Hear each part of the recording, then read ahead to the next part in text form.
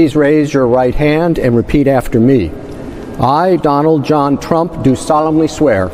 I, Donald John Trump, do solemnly swear. That I will faithfully execute. That I will faithfully execute. The office of President of the United States. The office of President of the United States. Donald Trump kembali menjabat sebagai Presiden Amerika Serikat di tahun 2025. Dan seperti yang kita semua duga, gebrakannya langsung bikin gempar dunia.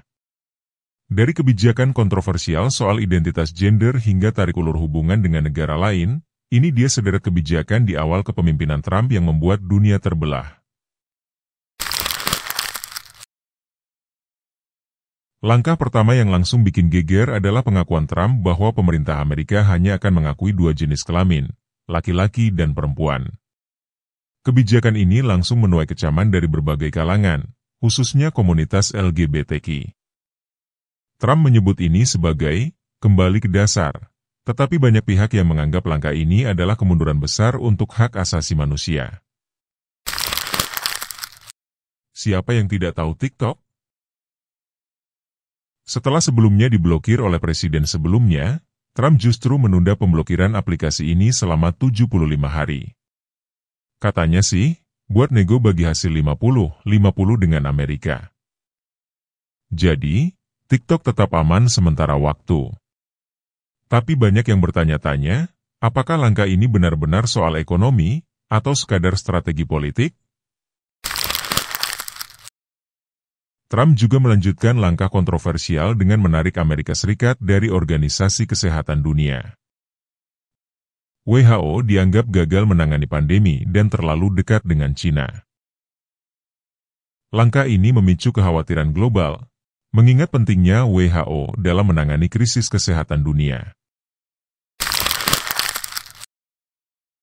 Di Forum Ekonomi Dunia, Trump kembali membuat tuntutan yang bikin kepala banyak pemimpin dunia pusing.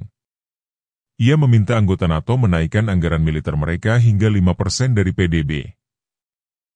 Menurut Trump, ini adalah upaya untuk membagi beban, tetapi bagi sekutu Amerika di Eropa, ini jelas tekanan besar, terutama di tengah tantangan ekonomi global.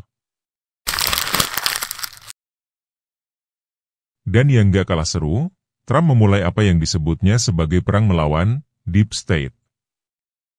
Ia mencabut izin keamanan sejumlah tokoh besar, termasuk mantan penasihatnya sendiri, John Bolton, dan Jenderal Mark Milley.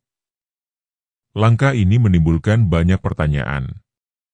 Apakah ini langkah untuk memperbaiki birokrasi, atau justru upaya membungkam kritik?